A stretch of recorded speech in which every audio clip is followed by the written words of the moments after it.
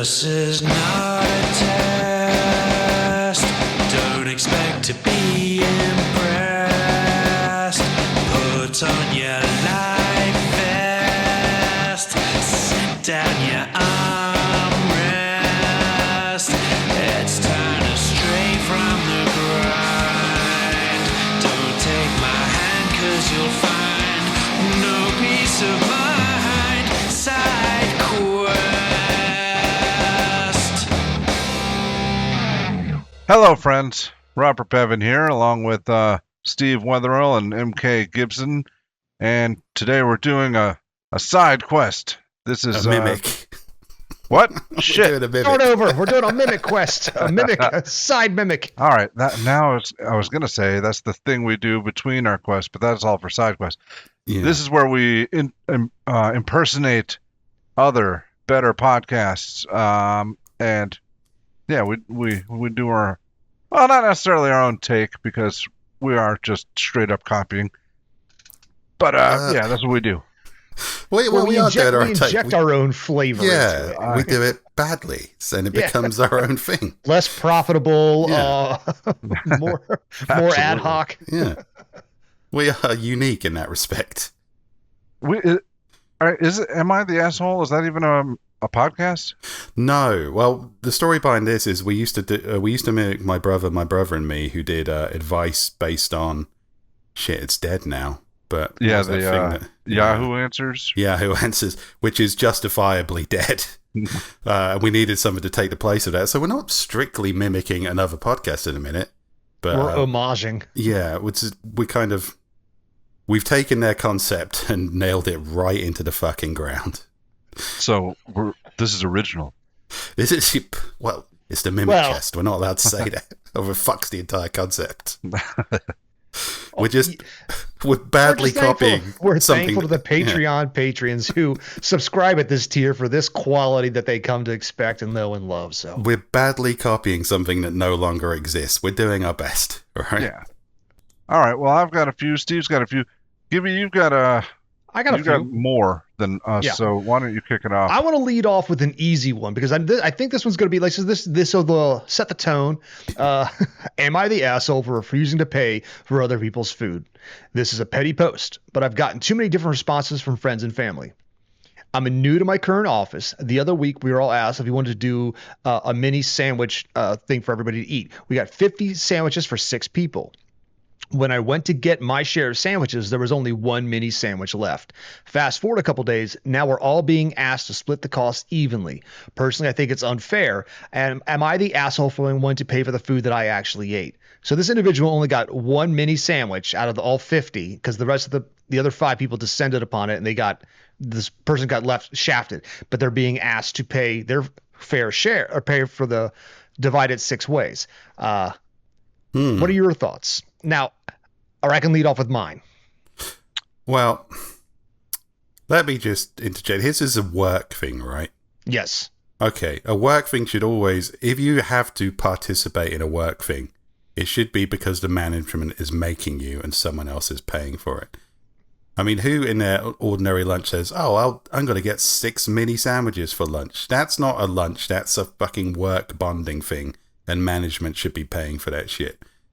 But if it was kind of like, okay, we're all going to go in together. When I read this, I don't know if management paid for it. It says, I'm new to my office. Yeah, all they said was the other week we were asked. So it could have been like one of the other coworkers might have asked. Yeah. Like a bunch of us say, hey, John, a lot of us are getting together and having some sandwiches. You want to get in on this? Yeah. When you read that the first time, I thought you said, I'm nude in my office. Well, they are new to their office. No, well, nude in my office. That might explain why they didn't get a sandwich. So it's a porn set, and the craft service table's in the background, and after Denver doing the DP, there's no sandwiches left. So it's like we're gonna get lunch. Should we invite the nude guy? Or just show up nude first. You'll get all the sandwiches. But I'm not touching any sandwich that he's been near, and that might have been what instigated it. Hey, there's this guy called Jorcerer. He's over in the corner. He's new in the IT section. Do we want to hello there? Just walks up, robe open, Everybody just grabs their sandwiches and runs away. That's reasonable. He keeps casting web on everything. So yeah. The reason I brought this one up, obviously I think if a person got shafted, And they can point to like, hey, I only got one of these sandwiches and the rest of you fuckers ate everything. No, I don't think they're the asshole for not wanting to pay more for getting less. But it does bring up, I can't tell you how many times going out to dinner with friends, and one person is the lush alcoholic who gets all the beers and buys the big steaks and then says, let's split this all evenly. What do you all say? They get, and then one person who got the salad has on the other end has to fight. So this inevitably creates conflict. I'm always in that situation. I'm always getting my drinks off menu. It's like, I don't want to be held back by you people. Right.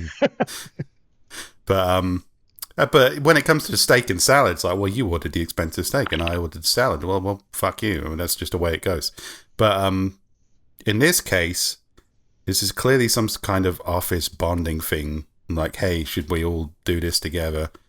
And nobody worked out the rules. Because this is, if you're just going to get your own lunch, you're going to get your own lunch.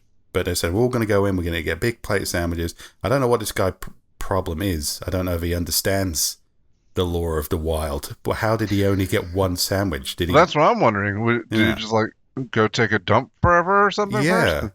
Like, because there's other people. If it is a bonding thing, then they all should have been around when the sandwiches arrived. Exactly. That's what you're supposed to do. And if he was there.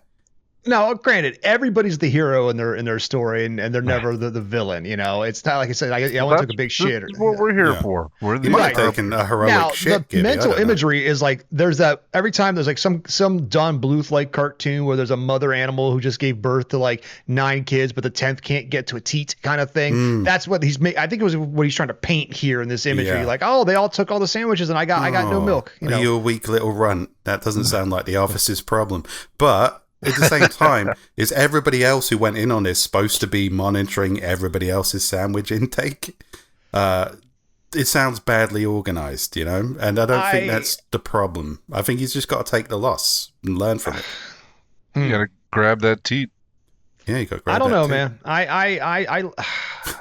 I've been shafted too many times by people because I've got a 12-year-old. And just the other day, we went and got some kind of Peruvian chicken with some bunch of sides and things. I brought the food in. I said, Jack, help yourself, but leave some for Mom and I. He grabbed half the chicken, none of the sides, and ran off to his room with absolutely. left. And I'm like, you little son of a bitch. Well done, that kid. That kid is getting the teat. No, he's getting my foot in his ass is what he's getting. Like, but that's a different situation, Gibby. That's family. We're talking an office bonding experience. Where the rules weren't clearly clarified, we'll get a load of mini sandwiches. Who eats fucking mini sandwiches? Everybody knows what they want for lunch. So when you get into that, you accept it's a bonding thing. And if you haven't got what you think is your fair share, you take the bullet and you go out and get yourself your own fucking sandwich, which you should have done in the first place. This is the new guy. Yep. It might be a hazing ritual. So this is the learning. Yeah, this is the learning experience. Next time they get the sandwiches, and there's another new guy. This guy is going to get his 2 fistfuls of sandwiches right off the bat. The more if we dive into it a little bit more, I'm starting to think it is a hazing prank because think of it. I've worked in enough offices. I've done the mini sandwich thing, and the plate, the tuna fish ones are the always ones that are left over. All the turkey's gone, all the ham's gone, all the roast beef's gone. The little fucking tuna fish ones. So if there's only one thing left, means someone specifically fucked this guy over. They even ate all the tuna fish sandwiches just so he didn't get one. I like tuna. Being a guy, place. You have kids and you get involved in these things. It's kind of like you adapt your tastes to things that your family doesn't like. Right. And then you can just have all of that. You're like, you eat your normie food. This is my reality now. And I'm going to take as much of this as I want because I know you don't like it. But he can't be expected to do that straight off the bat. And this is more about bonding with the co-workers. And I got to say, if he only came and there was one sandwich left, he wasn't bonding with the co-workers. Whenever there's a pizza party at work, I'm like, great, pizza party. I'm still getting lunch because I'm going to eat 2 slices of pizza when in reality, if this was I'd ordered the pizza, I would eat 2 pizzas. Yeah, I would fight all of you. None of you are getting any pizza. I understand this is a diplomatic exercise, so I would be like, okay, yeah, let's do a pizza pie. Oh, I'll nibble Also, on my the pizza parties are just the worst because someone always wants pineapple. They're always wrong. Someone always wants mushroom. Yeah. The thing I is, like the pepperoni, pineapple too. Great. Oh, God. The point is, what is the one pizza that's always left over at the end of these things? It's always like the frou-frou ones. It's like the super supreme one is there's always that there's a whole one of those always left over because no one takes it. They always take the pine. They always take the cheese, the pepperoni, and the sausage. Yeah. Everything else is what's left behind. All right, wait a second. I understand some people object to pineapple, but Sure. what's wrong with the super supreme? No, it's always the last one that no one wants. There's always a full one of those left behind, but They someone can't always handle it. insists on ordering it. It's never eaten. Here's the thing. If it was kind of like when the pizza party comes down for management, you get what you get. There's a vegan one. There's a very plain one. There's a pepperoni one. It's all very standard. But if we're talking like, okay, we're doing a pizza party, what does everyone want? I'm going to go, okay, put the foulest anchovies you have on one of those pizzas. And it's like, well, that's my pizza now, isn't it, bitches? What are you going to do? You're going to eat this dead, horrible fish? No. I am. Because I evolve and adapt. And this guy needs to evolve and adapt. You've Gibby. been doing a lot. Have you been doing some extra like reading and you're like, you are all about evolving and killing weaker things lately. What's going on with you, Mr. Wetherell? Because I'm just old the enough last to three know. podcasts have been like, I want to kill smaller things. I'm just old enough to know that communism doesn't work, Gibby.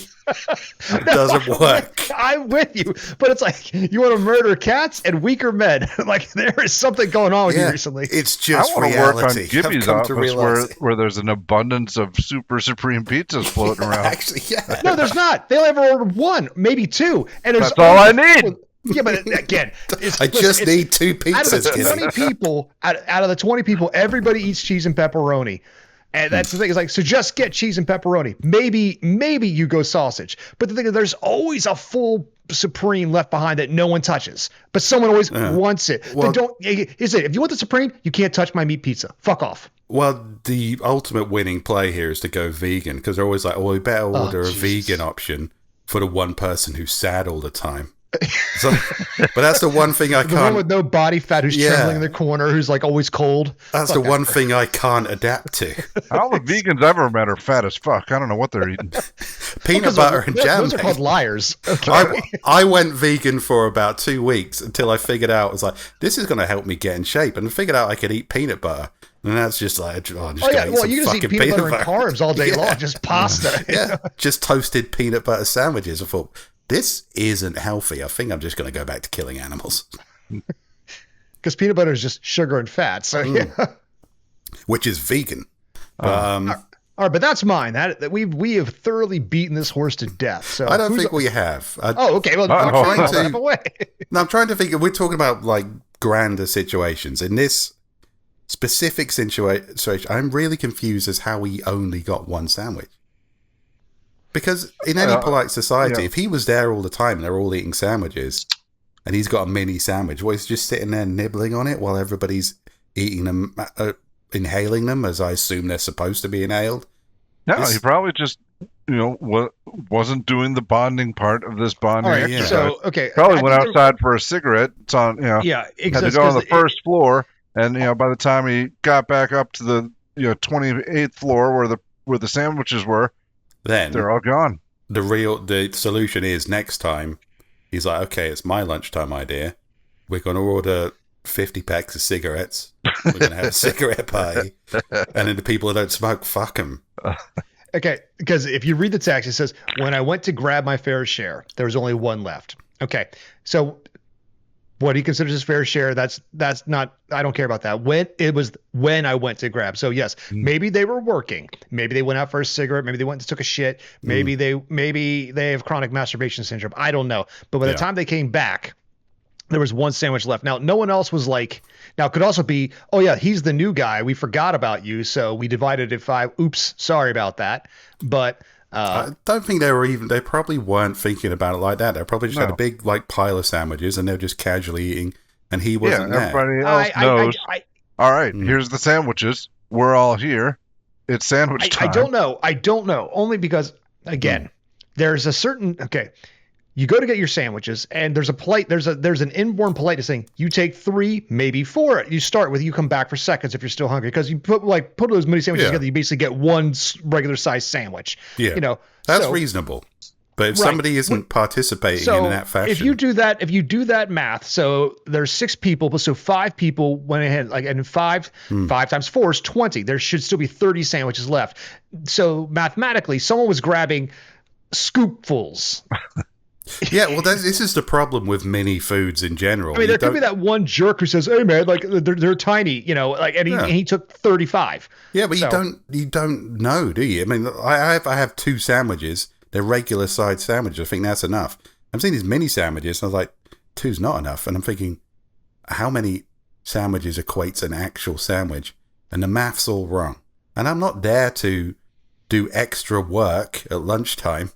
It's supposed to be a bonding exercise, not more homework. Let's even say 8. 8 per person. For 5, that's 40. There should still be 10 mini sandwiches left. What this situation needs, Gibby, is somebody to go up and do the maths. And we've already made this bonding experience uncomfortable and horrible. It's like, it was supposed to be just picking at these sandwiches and talking to each other, and some are going to pick faster and some are going to pick slower.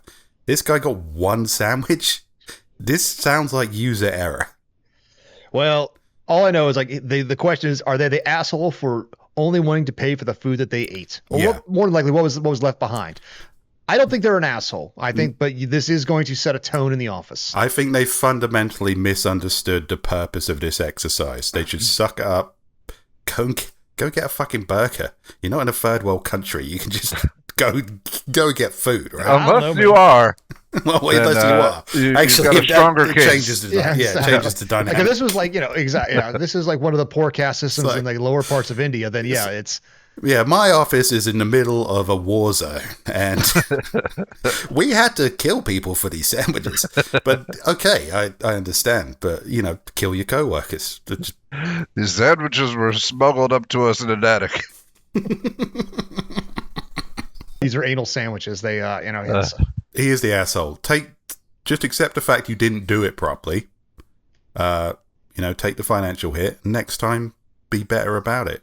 Yeah. And next time, I don't mean like, okay, all right, I'll participate in your office tomfoolery, providing there is a mathematical divide about what everyone. I just mean take more than 1 sandwich, you fucking doink. I think we're gonna find out if he's the asshole the next time, because when the sandwiches arrive, if he puts like this Scooby-Doo pile of sandwiches on his plate, and puts it into his fucking bag.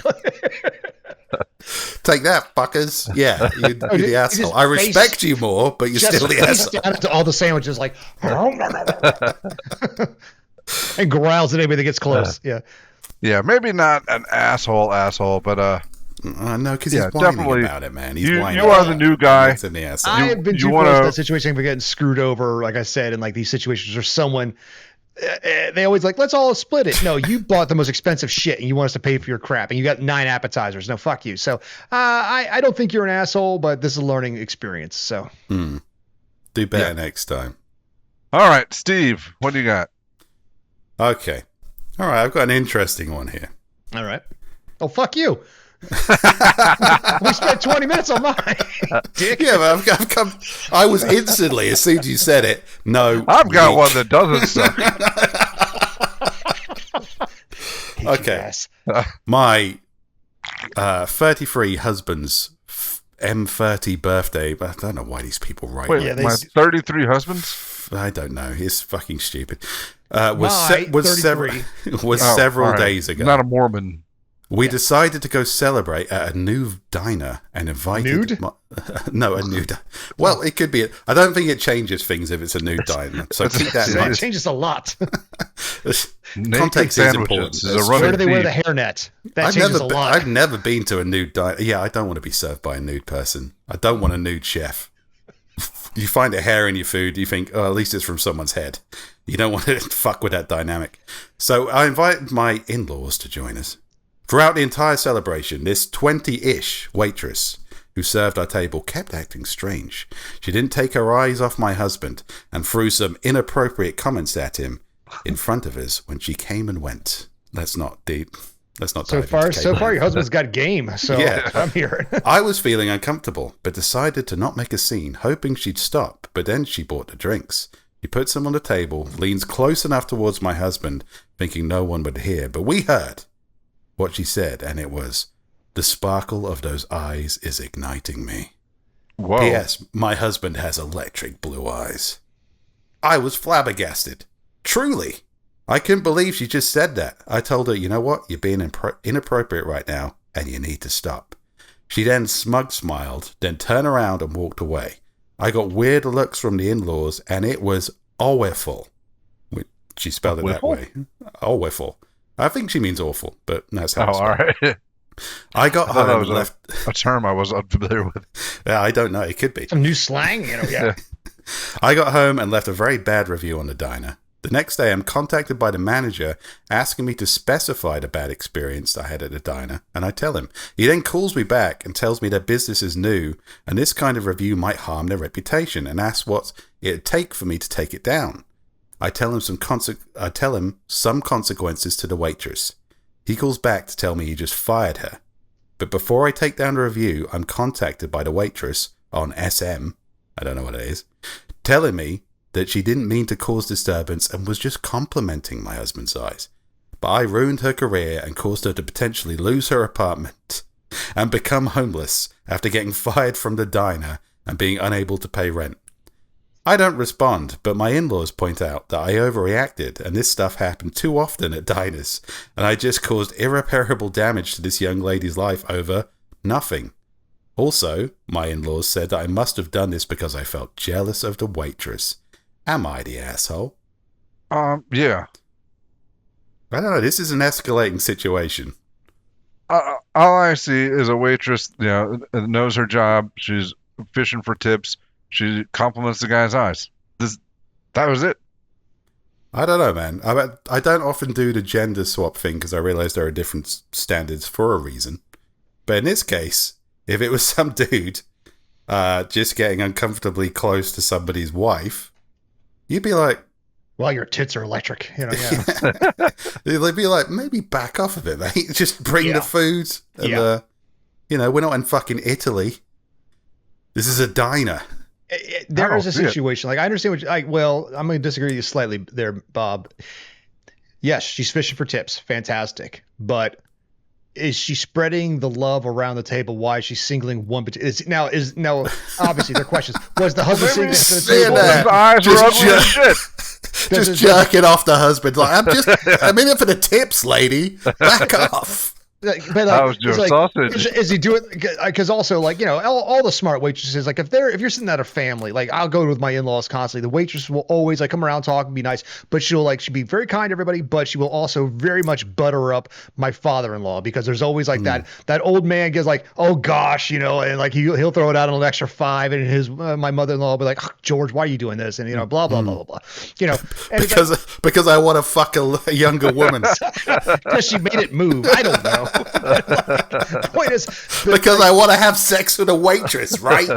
Jesus. It's only an extra $5. This is a good deal. But my point is, the waitress, you're going to spread that around the table, make the entire table happy. You're there. They blah blah blah. Singling out the one hot guy, keep it in your pants, lady. Yeah, if you want tips, we don't know that she was unfriendly to the rest of them. Well, it's not been specified in the statement.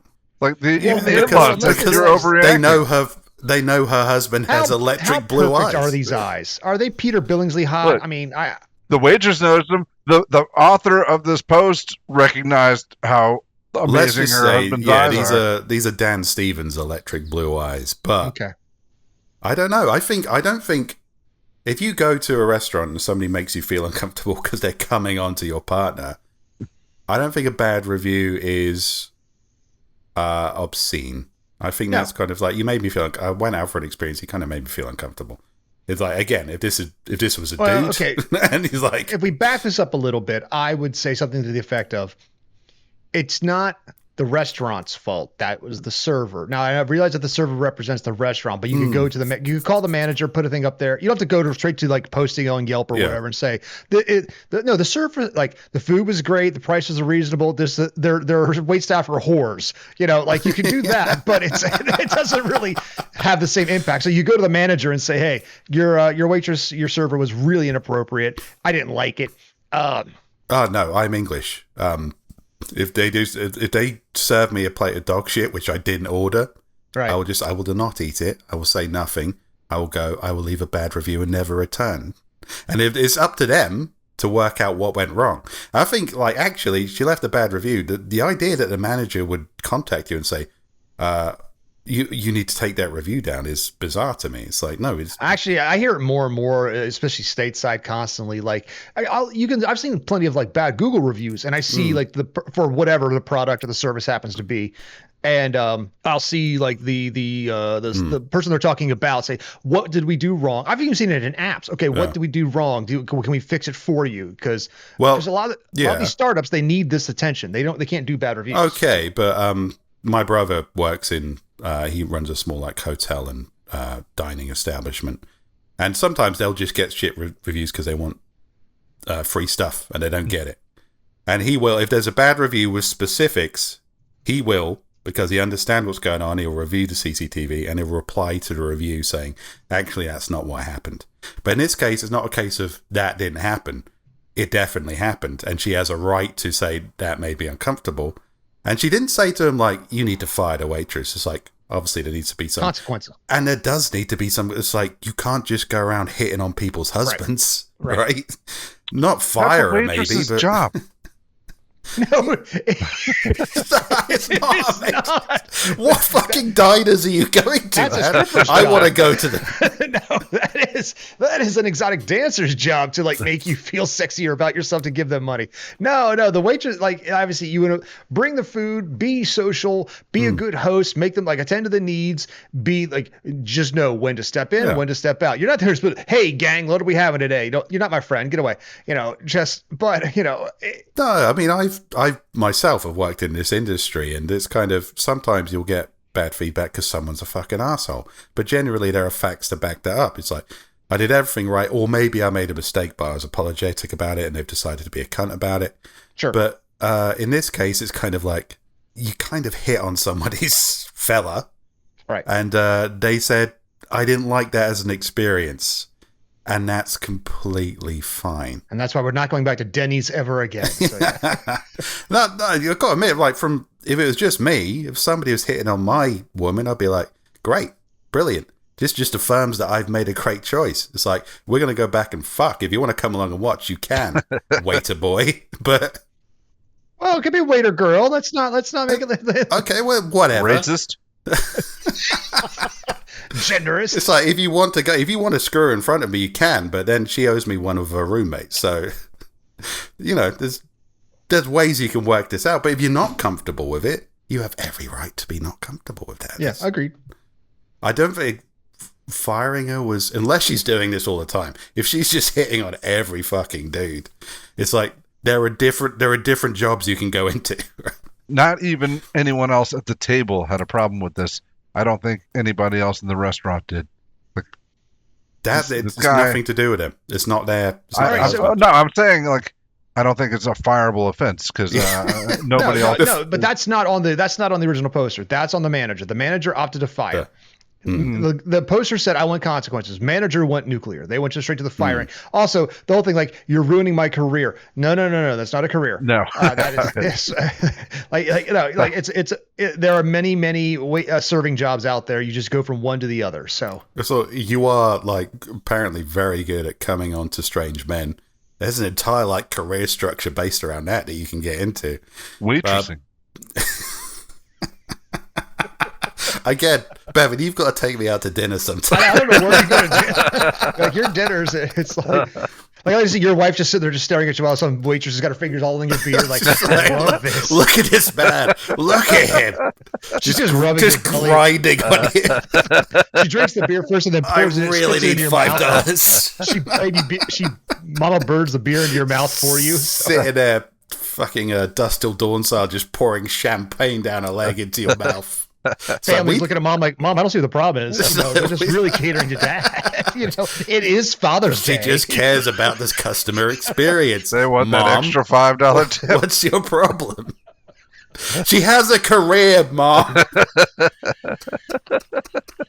I don't think. I think it's a shame that a young lady lost her job. Well, she could have been she could have been 85. I think it's a shame that somebody lost their job. No, does that change it? If some old bitty's like, oh, look at them eyes. I remember I fucked a guy in the silent movie area who had eyes like that. You still have the right to be uncomfortable.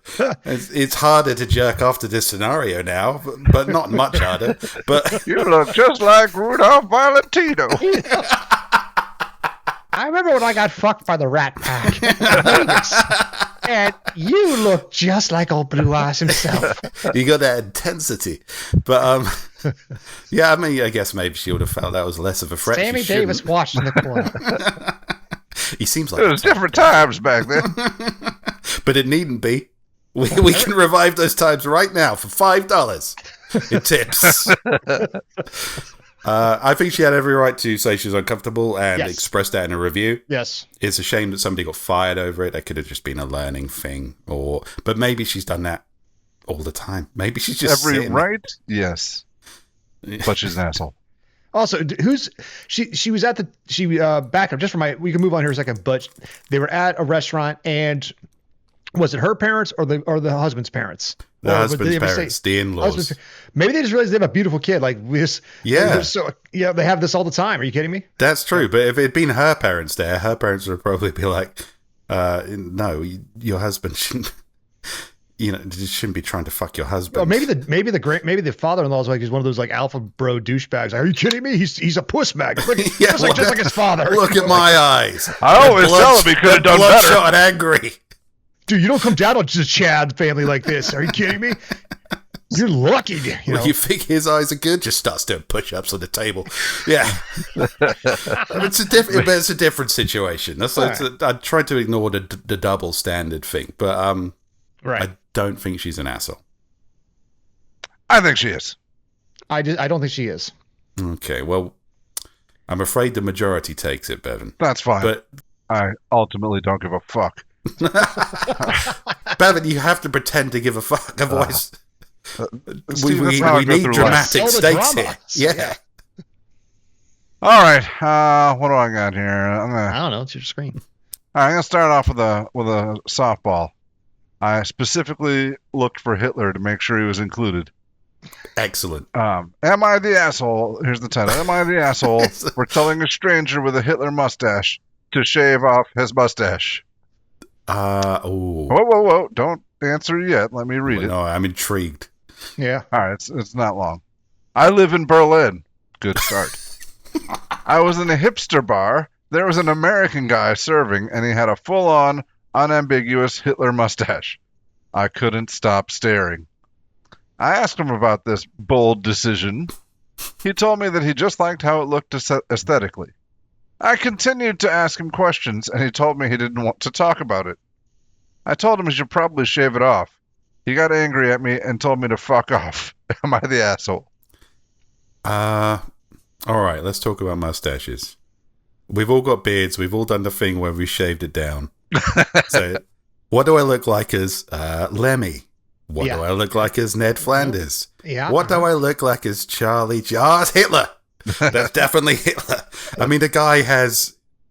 Other people have had that mustache, but... You've had that Charlie Chaplin, but unfortunately Hitler did take it. Now... He did, yeah. I will say this. Again, when the people are writing this, they're the heroes in their own story. So it's like, I calmly went up to this gentleman in this bar, this drunken fucking ass, like, hey, you gotta fucking shave that shit right now. Sir, I can't serve you anymore. You fucking Nazi. And then the next day, remember the story in his head very clearly. Like, I calmly went up to him and said, just pardon me, sir, I'm suddenly English. You must shave your mustache here in Germany, for we do not remember our history. Salutations. And this American, this Yank. when people are being reasonable in their heads, I assume they're doing an English accent. But, it is, 100%. Yeah. But I don't know. I mean, to be honest, if I just had like a full mustache and somebody went like, oh, your mustache looks a bit like Stalin. I'm like, yeah, he had a killer mustache. He also killed like 50 million people. Yeah, but he had a killer mustache. And it did not go well for the people of Russia, yeah. But nobody complains about Stalin's mustache. It's like Hitler was... He's the poster boy for like certain things, and one of them is that mustache. Yes, it was the double offense. He was an incredibly evil man, and it was just a terrible mustache.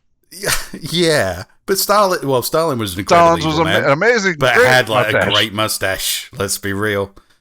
But I don't know. I don't think you can't just own that forever. You got to take. You can't let the terrorists win, Bevan.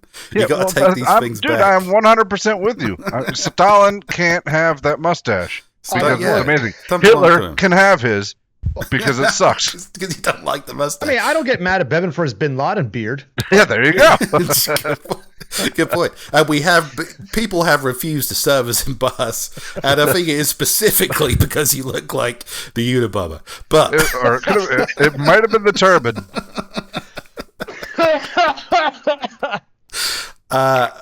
but here's the thing.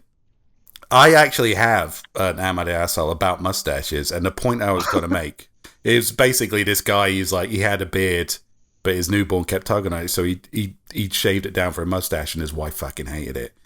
And my conclusion was going to be, mustaches are quite hard to rock. Not everyone looks good. No, they're out of fashion. Like every time I see a mustache, here's the thing: dig up any family photo from your relatives from the 70s. Every one of them looks like a molester. Exactly. Because they all have that. The mustache is just, unfortunately, it has gone. I see a lot of young modern guys trying to bring the mustache back, and they all look like pedophiles. Every one of them. Yeah, exactly. It's just, you don't even have to have a John Waters mustache. Just a mustache and a smile is enough. Like, I don't like my kids around you. If I have a mustache, I look like Ned Flanders if he was a rapist. And it's just the way it's just the way it goes. Diddle. But this guy was saying, it's like, I respect a strong mustache. Tom Selleck, Henry Cavill. It's like, yeah, Tom Selleck, Henry Cavill. You ain't them, man. No, even Henry Cavill's mustache did not look good. Sorry, he looks just weird. Tom Selleck's is a classic. Well, the thing is, Henry Cavill with a weird mustache is still Henry Cavill. He's going to be fine. But most people aren't Henry Cavill. I mean, yeah, exactly. When he can tear himself away from World of Warcraft and Warhammer figures, yes, he can just open the door and let the legions of women come in. There might be. His preference. The point I'm trying to make is there might be somebody who has that kind of mustache. As long as you haven't got like the side parting gel down emo look. Yeah, now maybe it looks all right. Also, Flanders as a rapist is a person that was called Dennis Rader. Okay, well, that sounds like another podcast. We'll deep dive into that another time. I don't know who that is. I'm not sure if I look like him. BTK. All I know is I'm not a mustache guy. now I'm looking it up now. Jesus, now I gotta know. This guy looks like the evil version of Red Foreman. Like he like the guy Clarence Boddicker from RoboCop with a Flanders mustache, and this is horrible. Mustaches are hard to do, but I think if somebody's genuinely trying to rock the Chaplin, let's call it the Chaplin for the sake of neutrality, and they think they look good, and it's fine, all you have to ask him is like, hey man, how do you feel about the Jews? Yeah. And if he's like, that's a great way to start a conversation. Have you been on the internet lately? Yeah. But if the guy says I'm talking about not the internet. I'm talking about a bar in Berlin. Yeah, a bar in that Berlin. brings me to another point. Like, Berlin, yeah. Situational awareness, my friend. Okay. That complicates it. It's like I almost got stabbed in England. The guy actually tried to stab me, but the bouncer caught his arm, and like my coat got torn down the back when the knife came through. Because I was talking super drunk. My first time in England, and was I talking shit? America rocks. I was like Ricky Bobby. Yes, I was. And some local gentleman did not care for my shenanigans and wanted to let me know by putting a knife in my back. Thank God for that bouncer. Only way to deal with annoying American tourists, really. And I was drunk enough till I laughed it off until the next day. I'm like, holy shit, I almost got stabbed. But you don't go to Germany as an American. They'll love it. Are you kidding me? They'll love, even in a hipster bar. I think you should have enough wherewithal. That's a lot of narcissism right there to think you can pull it off. Was the barman American? Yes. Yeah. All right, okay.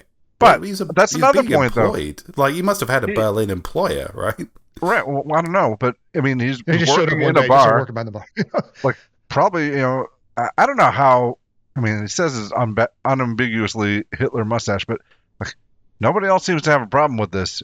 He's working in a bar, you can only keep that job so long. Well, my guess is I don't think he got hired with the mustache. I think he got hired, then grew the mustache. I think it was utterly ambiguous Hitler mustache. His employer would have said, dude, you've turned up to work looking like Hitler. We are in Berlin. I can't have you customer facing. You're in the back tonight. Right. Was it the east side of Berlin or the west side of Berlin? I'm curious. That's not in Okay. the thing. Well, if it's the East, I guess you'd be more in trouble for Stalin. I don't know. Some bad shit went down there. But I don't know. I'm just saying, if it was that unambiguous, I think this would have been an issue beforehand. Well, it's because I got a shaved head. In England, skinhead movement. I wouldn't want anybody accusing me of being a basher of brown people just because if I don't shave my head, I look like I've got mange. Right. And if somebody pressed that point, I'd think they were being an asshole.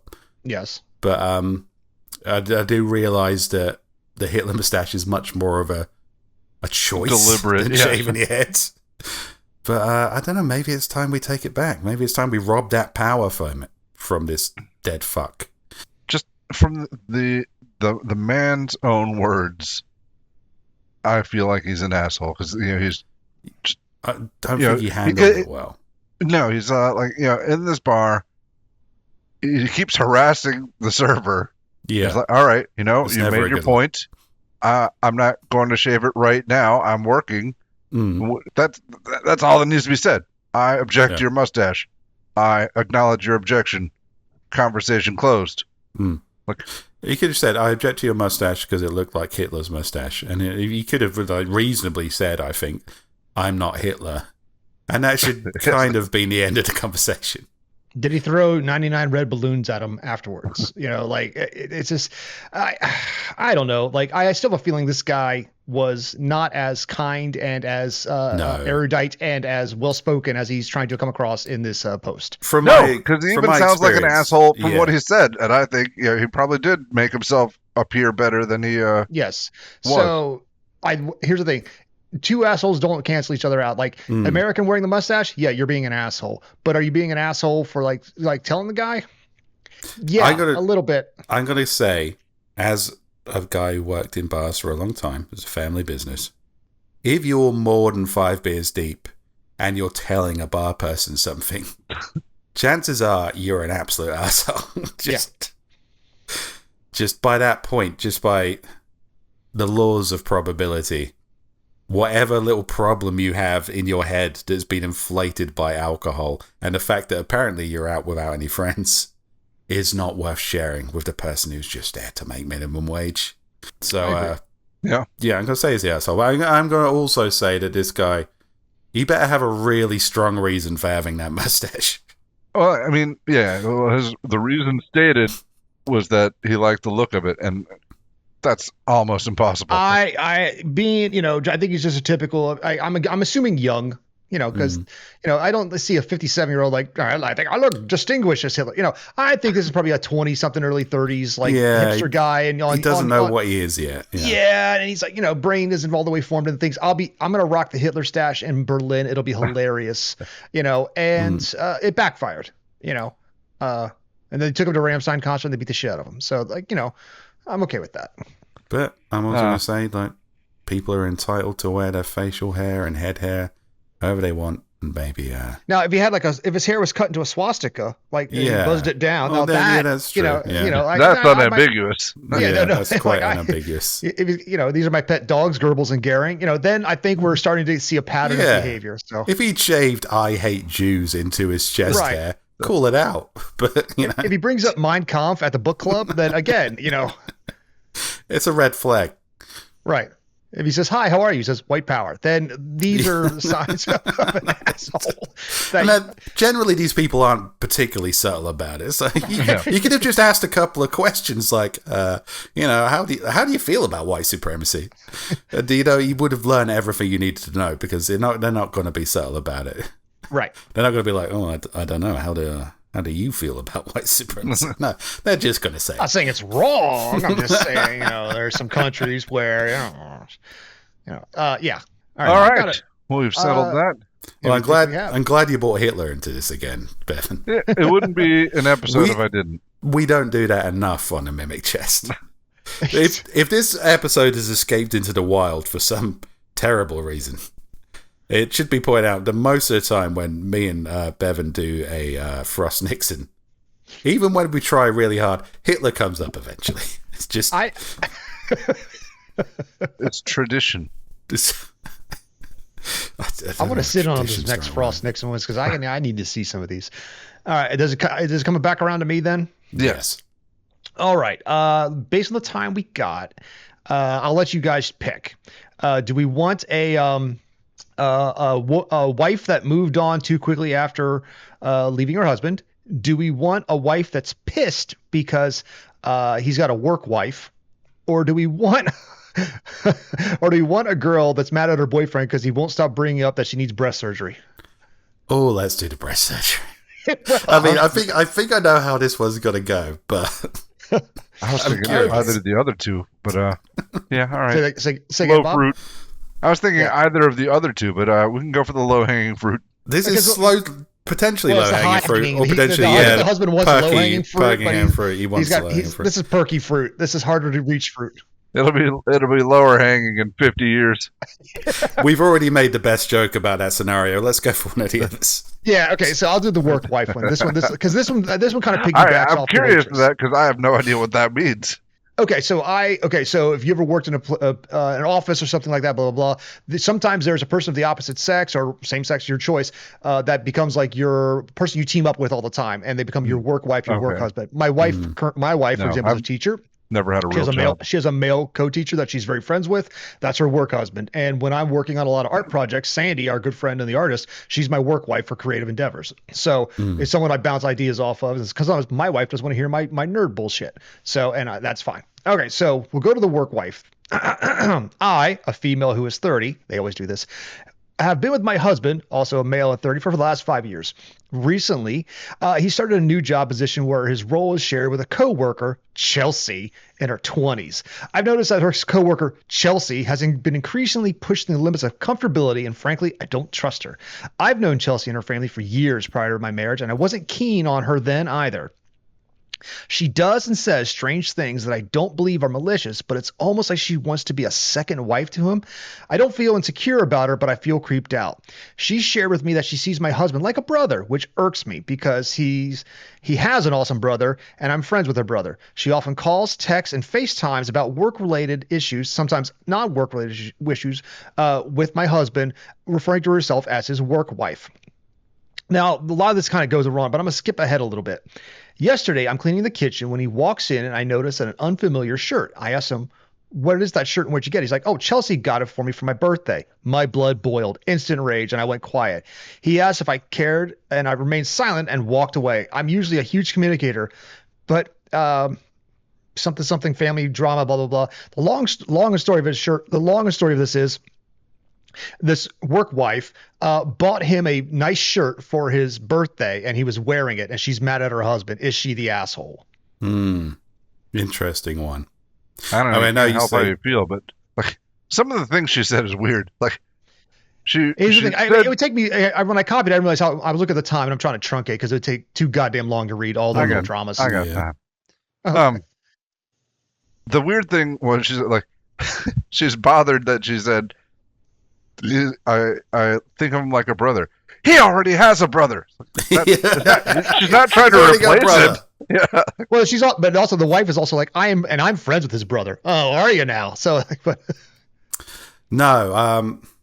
You can have more than one brother. Let's address the term work wife, because I do think it's a weird thing, because there's so many weird things about men and women being friends, and it's like, I'm friends, Bevan, we've been friends a while now. I don't refer to you as my podcast husband.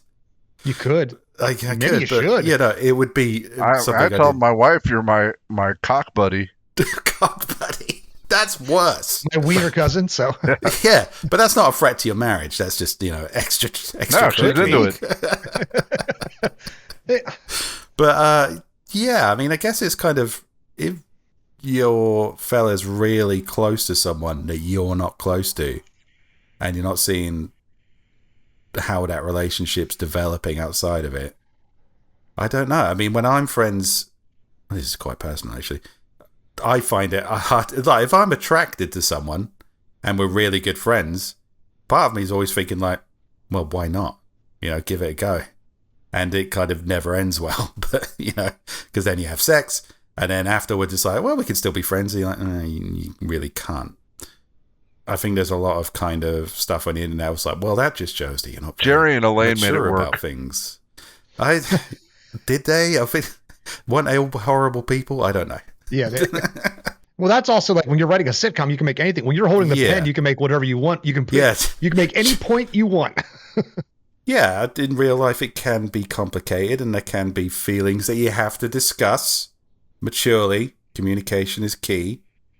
And I think it's kind of like the instant of, oh, you're jealous, ergo you do not trust me, ergo you're insecure. I think that's a little heavy-handed. I think maybe there's kind of like you're spending a lot of time with this attractive woman of your own age that I know. Well, in this case, Chelsea, like it seems like the husband and wife in the situation are both in their 30s. So let's guesstimate 30 to 33 to 35. Chelsea's in her 20s. So anywhere between 5 to 10 years younger. So now what that tells me, if Chelsea's working at like a level commensurate with another 30-year-old, she's a go-getter, But the wife also knew Chelsea from before, so maybe they're growing up in the same neighborhood. I don't know. They could be like I don't know what the job happens to be. But she babysat Chelsea. Yeah, maybe Chelsea banged her brother. I don't freaking know. But I guess it's a question of, do you have the right to be threatened by another woman in your husband's life? Or you can flip those roles, like exactly. Like I've had like. For example, this that'll be a little personal. This is way back when I was married before my ex-wife. Things weren't going well with us, and one of our friends came to tell us that him and his wife, who were friends of ours, were getting divorced. Okay, no big deal. By the end of that weekend, my wife and I had decided we were going to get a divorce as well, because it was kind of like the catalyst. We were already like not happy, and seeing its other young people of our age kind of start to split. Like it made sense. Like if this is something we're young enough, we can jump off the ship now and move on with our lives. And that's what we decided to do. Very amicable. We split. No hard feelings. But she married that guy, the guy that came to my house, drank my wine, had my talk, and got divorced. Like my wife left for him, Yeah. And all I said was like, "Your problem now, buddy, because you don't know what you're getting into." I think it's a reasonable assumption to make, and it's kind of, people are complicated. I get it. It's like I've had girlfriends that I'd really like to be friends with, and it can't happen, and that's fine. You have to accept it. But the idea that there's somebody you're attracted to and you hang around with, and you're throwing around terms like work wife, I don't blame her for being a little bit jealous of something that's evolving and special outside of her sphere of not control. There is a level of trust you're supposed to have had. Like all my time in the military, I've had multiple work wives because I'll be in some place. There's somebody like you vibe with on like maybe comedy level, but also work level. So it's kind of because you're in close quarters with somebody constantly working. Got to get something done. Yeah. And a relationship forms. Now I've had plenty of work wives who had husbands. So like I've gone to Vegas with a family before, like, me and my respective other, them and theirs. And it was everything platonic, but we got work done. We worked very well together, but no one bought each other gifts. I never got a gift for my work wife. That's like a special, like, here's the thing. Speaking as a dude, if I'm with somebody and she's got friends, and obviously she's got friends, she's got male friends, that doesn't really bother me. But if the work husband started coming up to me and saying like, "Oh, we're work husband," I'll be like, okay, just as long as you're saying that as a humorous thing, because, I would hate to have to drag you outside and make you eat your own teeth. Oh, yeah. I'll introduce your head to your ass and I won't stop till you drown. Yeah. It's like, oh, that's funny. That's cute. Let's keep it cute, shall we, fella? Yeah, exactly. As long as you just like, what are we going to do about our wife, huh? No. There's no our wife. It's no.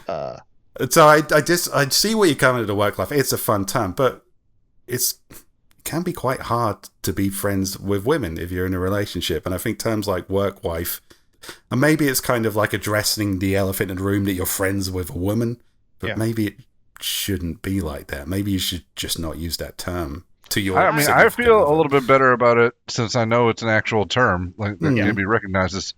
I was unaware of it before. I've said it's got to be different for everyone, but I think if somebody's uncomfortable with it, okay, I think that's fine. Yeah, I don't feel like I have enough information to call someone an asshole in this situation. I think No, I you think can't it's a help situation. you can't help what you feel, be it jealousy or whatever. But In this also, particular situation, I don't think like a shirt is that bad either. I don't know. A shirt's kind of personal. Eh. It's not Yeah, like shirt's a kind of- dick in the ass. I don't know. You don't get shirts from friends, from lady friends. You might get like a funny T-shirt. Like if Bob was to send me a nice shirt, I'd be like, why? What do you want? What's going on? I'm like, Oh, just thinking about you. I just want to look at you in a nice shirt. Okay. All right, okay, that's. It helps me masturbate.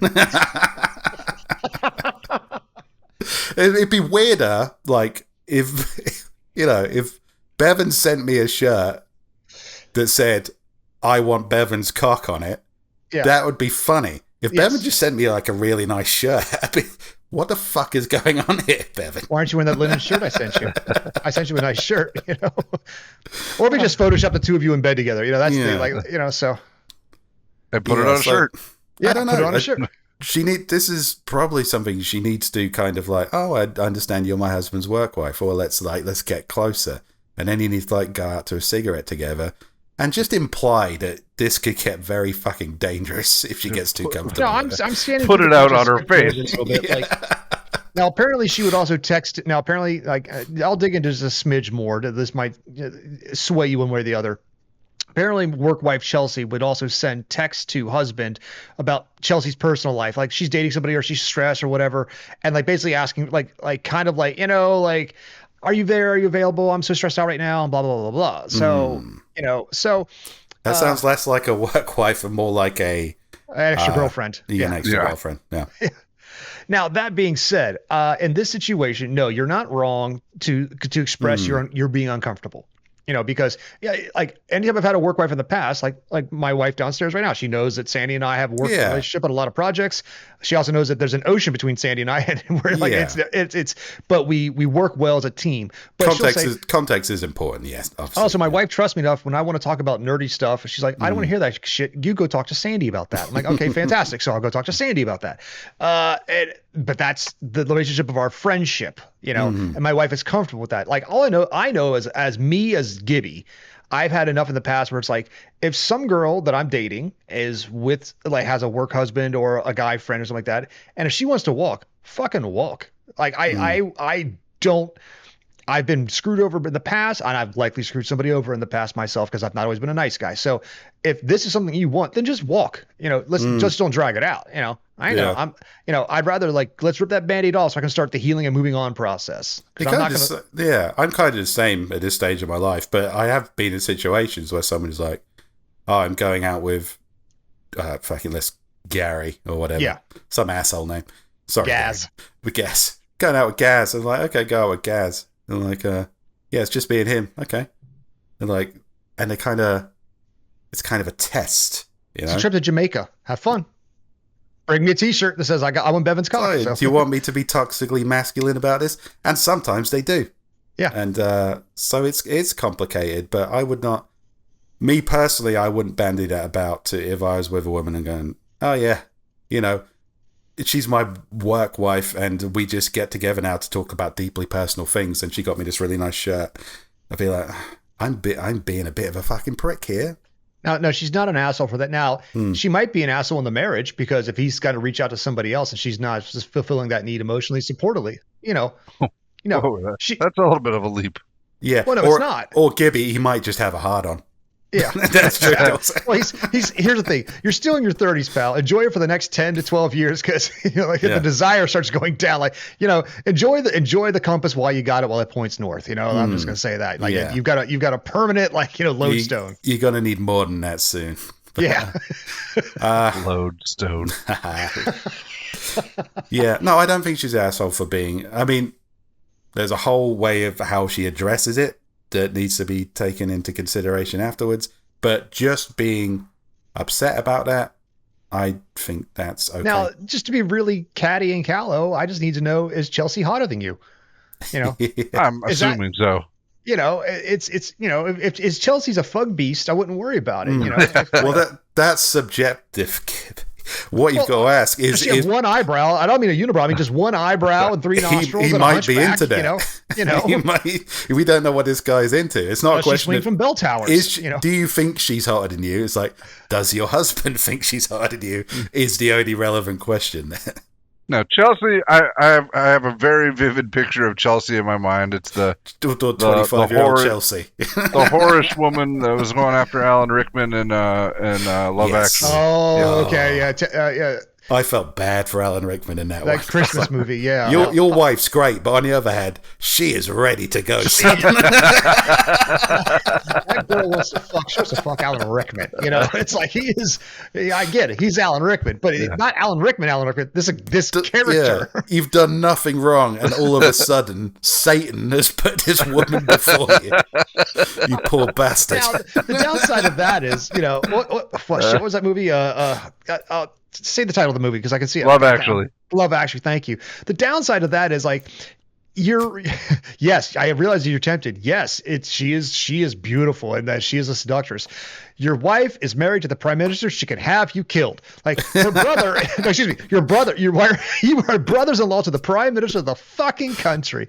Hugh Grant can have you murdered. This is an English prime minister. He's definitely involved in loads of weird, shady sex shit. He was because he was hitting on the one girl. Like, yeah, no, that was about as wholesome as an English politician gets, man. Exactly.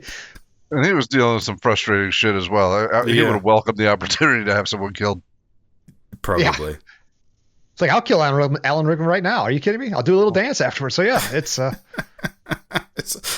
can't kill Billy Bob Thornton. This will do. Yeah. Diplomatically, I can't kill. Diplomatically, I can kill Alan Rickman whenever I want. Might do it myself. Wouldn't be the first prime minister. I'll take out Martin Freeman just for not hitting on that girl at the porn set sooner. God, I love that movie. I need to watch that again. It's a great movie. Is this every time we bring it up that Bob mentions, like, I tried showing it to my kids and I forgot about certain parts. So yeah, that was the part I forgot about. It's an integral part of the story, Bevan. Martin Freeman just dry humping. It's like not at all, actually. Fake blowing. That was. We're That already could have running been over taken time. out entirely, Yeah. and I would not have known the difference. We're already running over time. What can we cut out of this? Is it the entirely inconsequential subplot where Martin Freeman's just nudely dry humping this woman and having a nice conversation? That could have been its own movie. I definitely would have watched it. To take it back to, I don't think she's the asshole, but deal with it. Deal with it well. I don't have enough information to call her an asshole. I digging again. I mean, this is when you skip over the data. Chelsea apparently contacted her to get the husband's measurements to get him a nice shirt. So she knew it was coming, and so when he's starting to wear the shirt, she can't believe Chelsea went through with it. So yeah, that's I really should have just read it all in the beginning, but I didn't. So that's too much. That's getting the measurements to get him a nice shirt. She probably just felt out the measurements. Yes.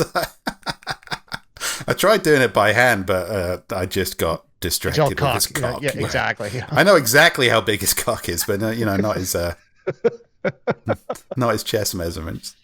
Oh my god, no, that's girlfriend shit. Yeah, careful. You got to be careful about that.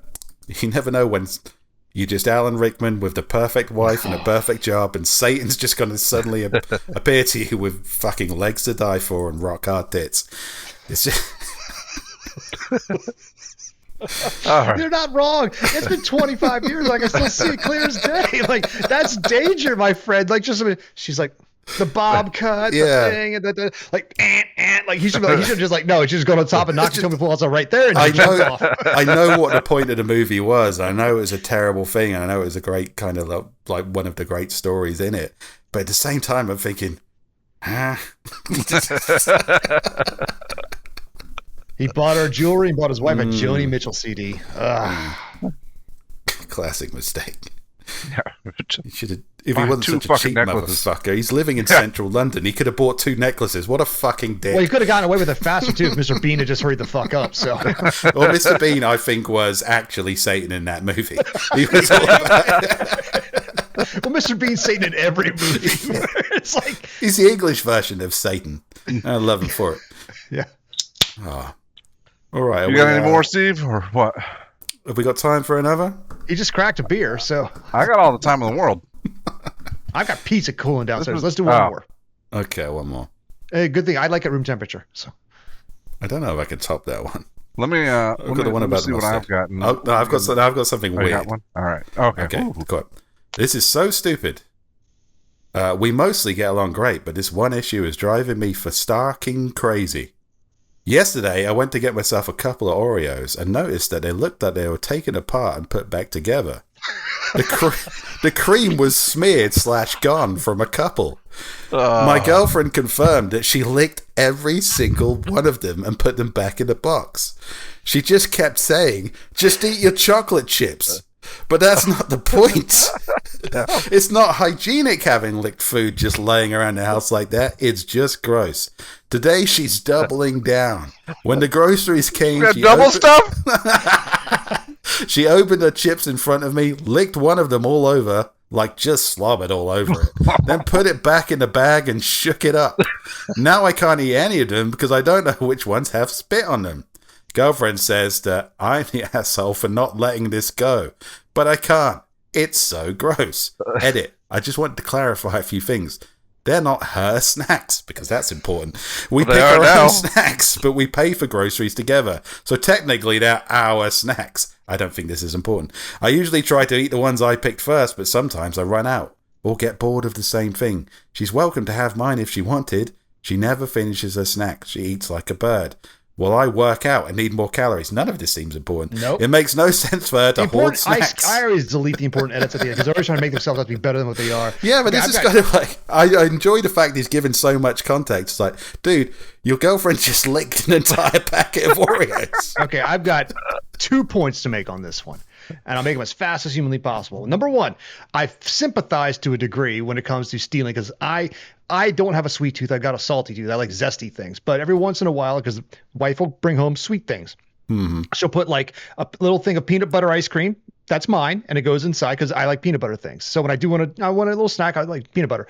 But she'll eat hers, whatever, first.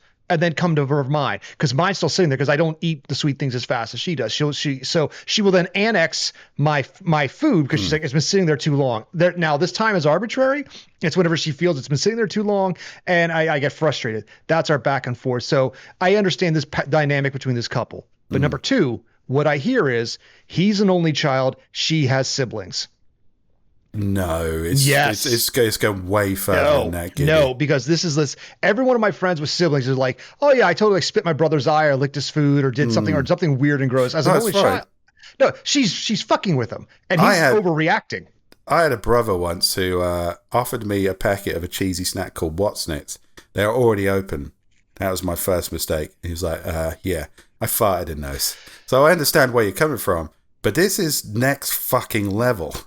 This is, put it this way, I had a girlfriend and we bought these like really nice kind of like Mars crispy things. There's 6 in a pack. And we're both eating a couple of each. And she's left 3. And she says, okay, well, we'll eat them when I come back. And I'm like, what the fuck are you talking about? That's like a couple of days away. These are not lasting. Mm-hmm. These are going to get eaten. It's like, you got to lay down. It's like, okay, there are snacks in the house. I'm a fat fuck. I'm going to eat them. But if I just like went, okay, yeah, sure, they'll be waiting for you when you get back and lick them all. Mm-hmm. At some point, this guy, and they don't say the ages, because if they're young, what this guy needs to do is realize that his girlfriend is a fucking freak. Lean into that until it gets dangerous, then back the fuck out of the relationship. Take all you can get, like, ignore your disgust response, explore some things, but your girlfriend's a fucking freak. Yeah, this is not a marking food thing, Gibby. This is sexual. No. Well, it might be, but like I also think this is a situation where some person, like clearly, she's fucking with him, and she has like there's no sense of space in her particular world. Means what's mine is mine, what's yours is mine, everything is mine. It's all ours. This is a ravenous animal response to getting what they want. Because I came from I'm an only child, my wife's an only child, my son's an only child. So when I grew up and I had friends who would just fuck with no reason, I wouldn't understand why they would do that. Because like, don't you have brothers and sisters? I'm like, no. So I didn't get the daily fuck with, like my dad just left us alone. So when I had roommates who acted like this, who would just drink all the soda, lick all the food, take all the thing, I think it was hilarious. Now I see as someone who's an only child, someone with a lot of siblings. She's fucking with them, and it's a power dynamic because she likes watching them squirm. Like she is a bully over her sister. She's a weird fucking dom. I mean, if you talk about roommates, if somebody had licked my food as a roommate, I'd have one less roommate. You know, because it's food. It's like, all right, you've licked it. Okay, now I'm going to eat, because I am a fat guy and I'm bigger and stronger than you, I'm going to eat everything in the entire house and no one can stop me. I'm like that fucking thing from Akira.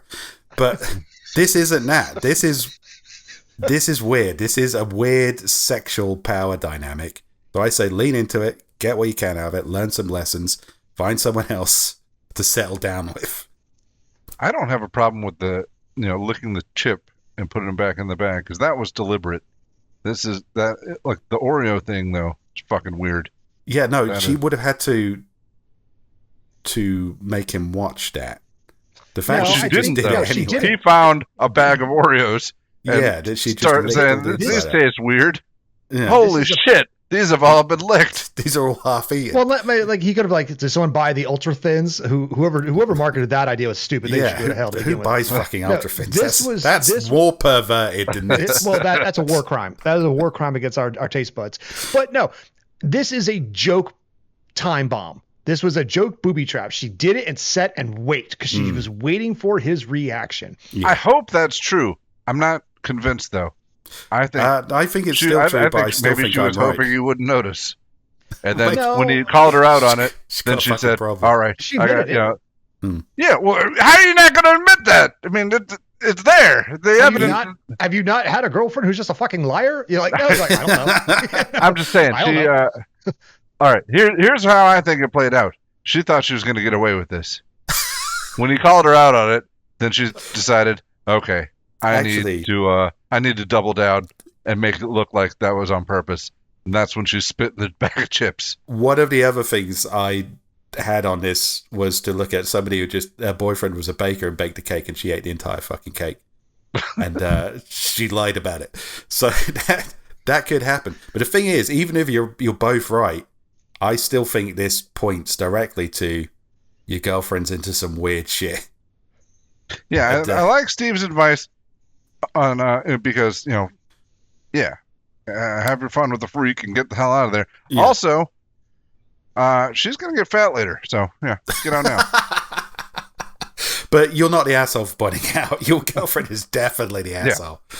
No, diabetes will sort that out, so don't worry. So you just can't lick Oreo stuff all day and think good things are going to happen to There'll be cosmic justice for you, my friends. Yeah, it's when you lose a foot. Just don't let her, if she suggests anything that involves shackling you to something, back out. Don't do that. That's how you die. Listen, she's not going to listen to the safe word. I don't care how many times you say rhubarb. It is not. The safe word is don't lick my Oreos. And she's not, dude, she's going to ignore that safe word and she's still going to lick those Oreos. You're not the asshole here. You could be on the cusp of something wonderful but temporary. You just have to manage it correctly. Speaking of food perversion, just before this podcast started, I was like, I got to go do the podcast. And my wife's like, okay, I'm sorry, I have fun. She's like, and just as I was going up, she's like, oh, hey, the other night we had, when I said my son ate all our food, we had that Peruvian chicken and we got a side of fried yucca. Has anybody ever had that before? It's like that root. It's like a root vegetable they fry. Kind of like it sounds like yucky. No, it's delicious. But it tastes kind of like a French fry. And it's long story short, we had some left over. She's like, "Do you want these or should I toss your yucca?" I'm like, "Yeah, you can toss my yucca anytime." She's like, "Is this a perverted thing?" I'm like, "I think so." Yeah, so I'm trying to figure out what toss my yucca actually is. Tossing a salad, we know what that is. But toss my yucca, we were trying to figure out where on the body are you licking. It doesn't matter. It's all about. It's all about. You're communicating though. Yeah. Now, if she had secretly put each of those yucca fries up her butt and then put them back in the box and put it in the fridge for you to discover later, then we've got a similar situation. Don't kink shame me, Bevan. You don't know. The Gibby household is like, I got nothing. I can't even do that. That's just gross. That's okay. I'm an only child. Once you put this back in the air, once you put back into the pizza oven, like our little toaster oven, it ruins everything because the smell is horrible. Can't have butt yucca. I think good things are going to happen. What happened to Steve? We lost him. You heard butt yucca. I think this might be the time where we call it that. I guess so. All right. How do we end these? Oh, that was our mimic chess. No. Yes, mimic chess. Yeah. I hope you enjoyed it, and thank you for being here. And yeah, I guess that's it, because we can't really say if you enjoyed this, subscribe to our Patreon, because this only goes out to the patrons, right?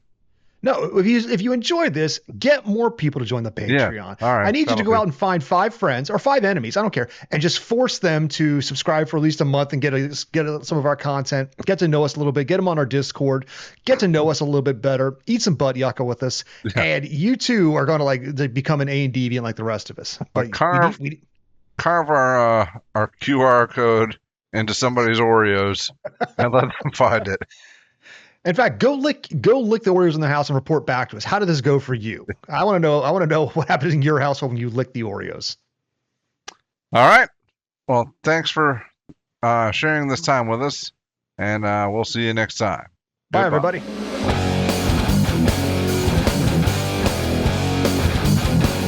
Authors and Dragons is brought to you under a Creative Commons license, meaning you are free to share this material so long as credit is given to those who created it, which is us, the people you just heard play the game. Opening and closing themes performed by the Gore Core 4. Authors and Dragons!